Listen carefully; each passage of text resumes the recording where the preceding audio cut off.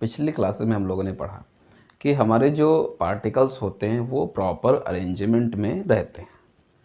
ठीक है, अलग अलग टाइप के हम लोगों ने पढ़ा, FCC, BCC, है ना, HCP। ठीक है, अब सवाल ये है कि क्या ये particle 100% in rules and regulation को फॉलो करते हैं? तो आंसर इज़ नो। ऐसा नहीं होता है कि सारे के सारे पार्टिकल जो है एक प्रॉपर अरेंजमेंट में रखे रहेंगे, ऐसा नहीं है। कुछ ऐसे पार्टिकल्स भी होते हैं जो रूल एंड रेगुलेशन को फॉलो नहीं करते हैं। ठीक है ना, तो आज की क्लास में हम इसी पे डिस्कशन करेंगे। तो आइए देखते हैं।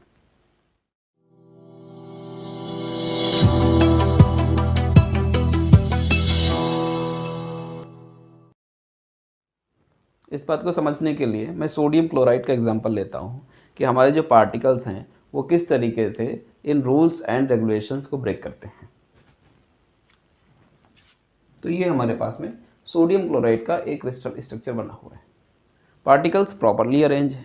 ठीक है, अब क्या हो सकता है कि ये पार्टिकल्स अपनी जगह पे ना रह के दूसरी जगह पे चले जाएं, या फिर रिप्लेस हो जाएं, या फिर वहाँ पे रहें ही ना, वैकेंसी हो जाए।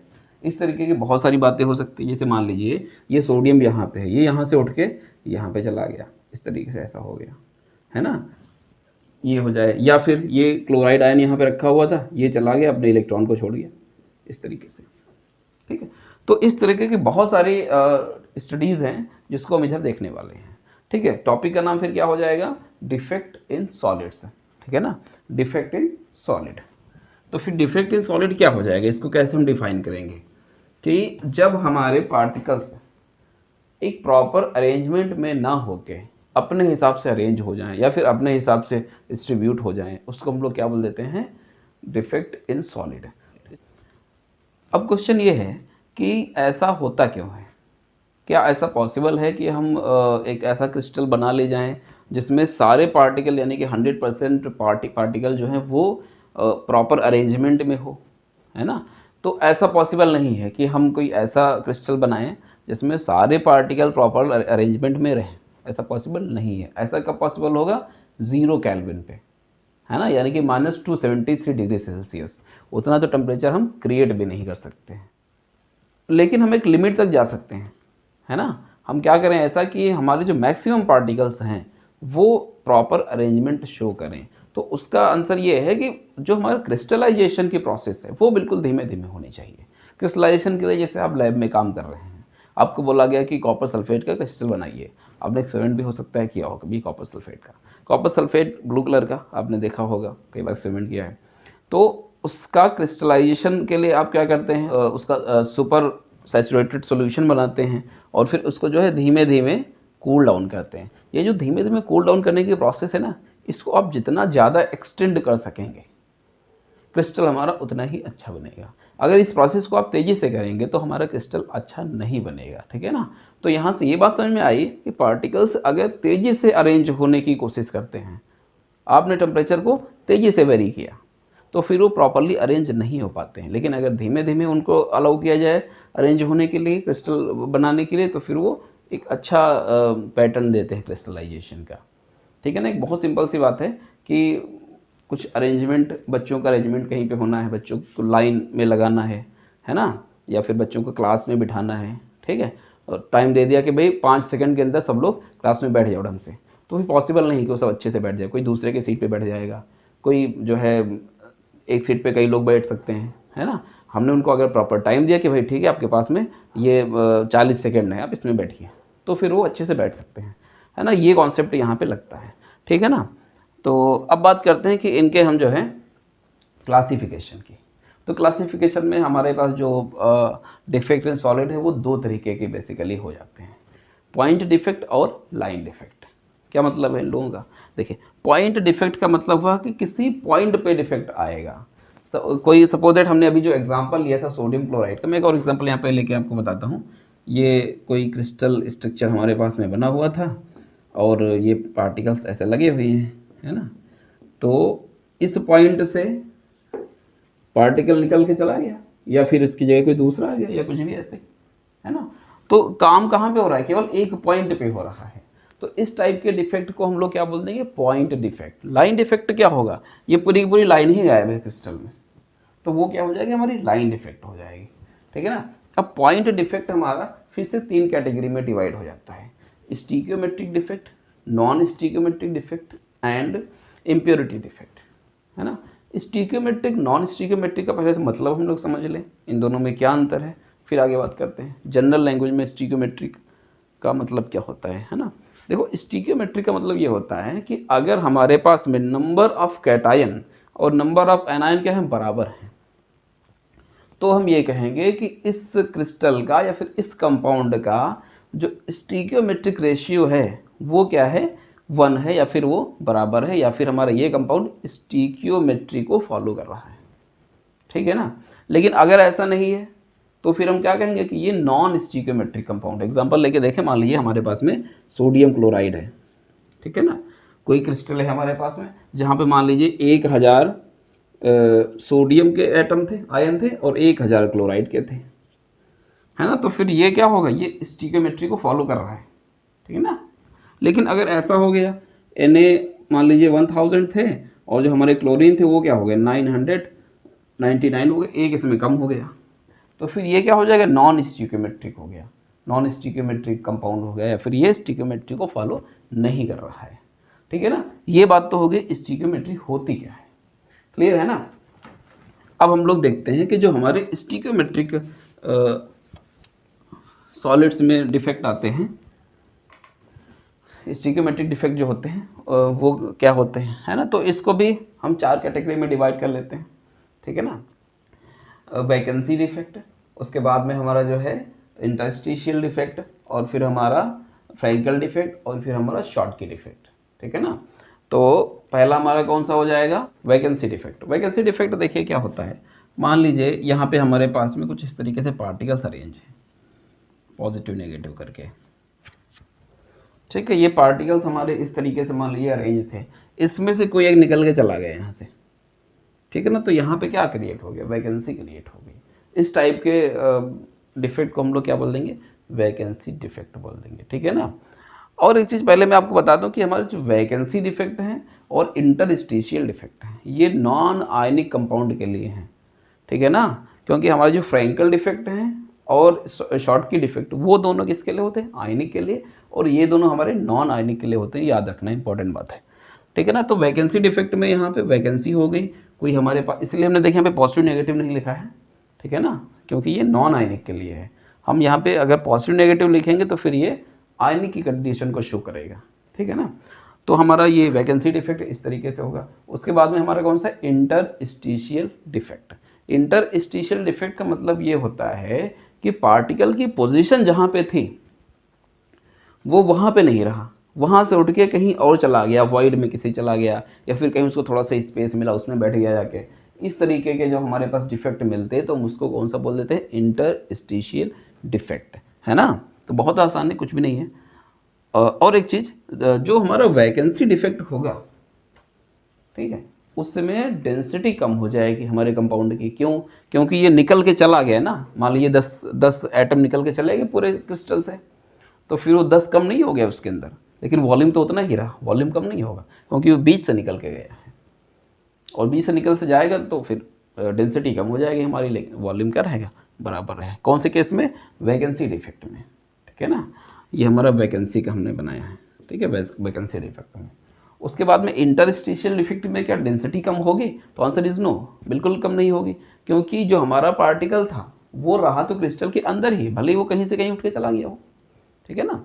तो इंटरस्टिशियल डिफेक्ट में डेंसिटी हमारी कम नहीं होगी, उतनी ही रहेगी, लेकिन वैकेंसी डिफेक्ट में हमारी जो डेंसिटी वो कम हो जाएगी, ठीक है। नेक्स्ट हमारा कौन सा है, शॉर्ट की डिफेक्ट एंड फ्रैंकल डिफेक्ट। तो बहुत ज़्यादा इंपॉर्टेंट है एग्जाम के पॉइंट ऑफ व्यू से, शॉर्ट की और फ्रैंकल ये आते ही हैं, थेरेटिकल पोर्शन अगर देना है तो मोस्टली ये सॉलिड स्टेट में आ जाता है, ठीक है। तो पहले हमारा जो हो जाएगा फ्रैंकल डिफेक्ट। फ्रैंकल डिफेक्ट, देखिए फ्रैंकल डिफेक्ट में अभी इसके पहले हमने थोड़ी देर पहले बताया कि ये किस में होता है, आयनिक कंपाउंड में होते हैं, फ्रैंकल और शॉर्ट के दोनों ही।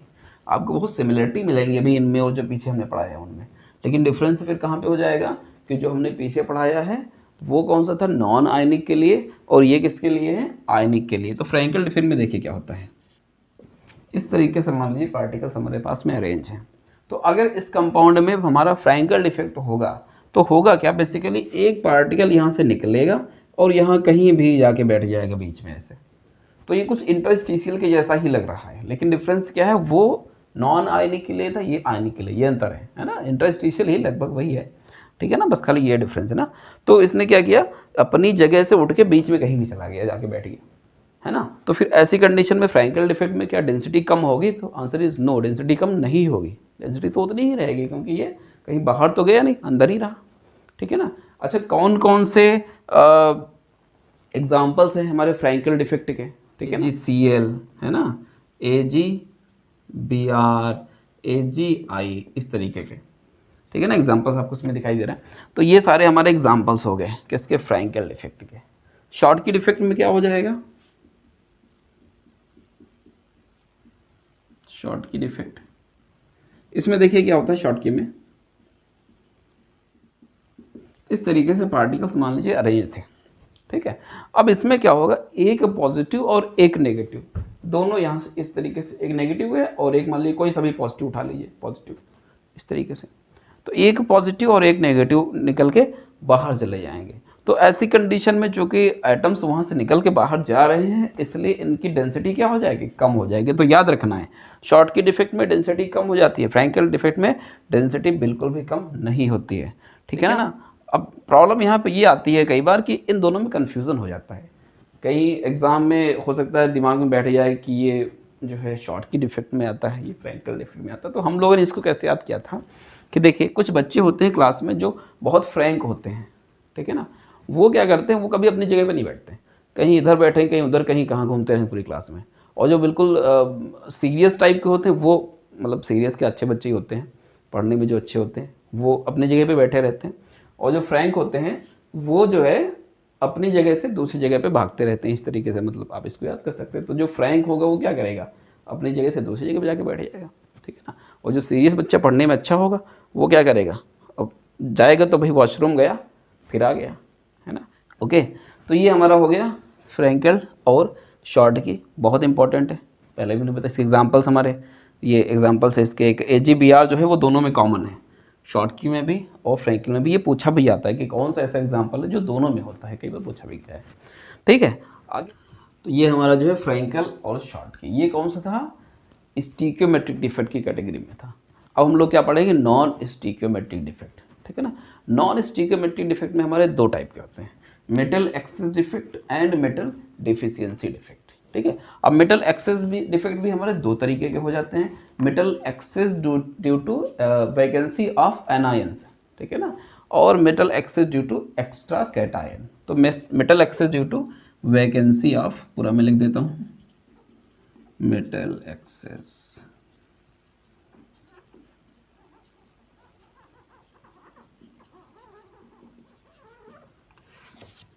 तो metal excess due to vacancy of anion. इसको एग्जांपल लेके हम लोग समझते हैं तो ज़्यादा अच्छे समझ में आएगा। मान लीजिए हमारे पास में सोडियम क्लोराइड है इस तरीके से, ठीक है, ये सोडियम क्लोराइड इस तरीके से हमारे पास में लगे हुए थे सोडियम क्लोराइड के क्रिस्टल में, ठीक है। हमने क्या किया, सोडियम वेपर इसमें से पास किया, ठीक है ना। तो सोडियम वेपर के अंदर क्या होंगे, सोडियम के एटम्स होंगे इस तरीके से, ठीक है। अब इसमें जो क्लोराइड एटम प्रेजेंट है वो क्या करेगा, इसके साथ में चला जाएगा, वो इसके साथ चला गया और अपने इलेक्ट्रॉन को यहीं पे छोड़ गया, ठीक है। तो फिर जो है यहाँ पे क्या हो गया, देखिए ये खाली जगह बच गई, लेकिन साथ में हमारे पास में ये इलेक्ट्रॉन तो है ही है, यानी कि जो इलेक्ट्रिकल न्यूट्रलिटी है वो मेंटेन है, ठीक है ना। इलेक्ट्रिकल न्यूट्रलिटी में कोई प्रॉब्लम नहीं आई है। तो अब ये क्या करेगा, ये जो यहाँ पे इलेक्ट्रॉन बैठा हुआ है ये कलर को शो करेगा, ठीक है ना। तो हमारा जो सोडियम क्लोराइड होता है वो कौन से कलर का हो जाता है, येलो कलर का हो जाता है ऐसी कंडीशन में, ठीक है ना। तो इसको बोलते क्या है, हम लोग इसको बोल देते हैं F centre. F centre, F का मतलब क्या होता है, एफ का मतलब होता है फारबे। फारबे, फारबे का मतलब क्या होता है, कलर, यानी कि जो कलर है वो इसकी वजह से आ रहा है। क्यों आ रहा है, क्योंकि भाई इलेक्ट्रॉन है यहाँ पे, इस पर लाइट पड़ेगी, एनर्जी को एब्जॉर्ब करेगा, हायर स्टेट में पहुंचेगा, हायर स्टेट से फिर से लोअर स्टेट में आएगा तो एनर्जी को रिलीज करेगा, वो एनर्जी हमें कलर की फॉर्म में दिखाई देगी। ठीक है ना। तो ये हमारा कौन सा हो गया, metal excess due to vacancy of anion, है ना। एनायन की जब वैकेंसी हुई तो मेटल एक्सेस हो गया। अच्छा, मेटल एक्सेस कैसे हुआ देखिए, यहाँ पे अगर हम काउंट करेंगे तो अब काउंट करने में तो मैंने रैंडमली बना दिया है ना, तो उसको हम नहीं देखते हैं। मान लीजिए हमारे पास में 10 सोडियम थे और 10 क्या थे, क्लोराइड एटम थे, है ना। एक क्लोराइड निकल गया तो फिर कितने क्लोराइड बचे, 9 बचे, तो सोडियम एक्स्ट्रा हो गया, तो बस वही हो गया मेटल एक्सेस डिफेक्ट। ठीक है, तो ये हमारा metal excess defect due to vacancy of anion. दूसरा क्या हो जाता है, ड्यू टू एक्स्ट्रा कैटायन।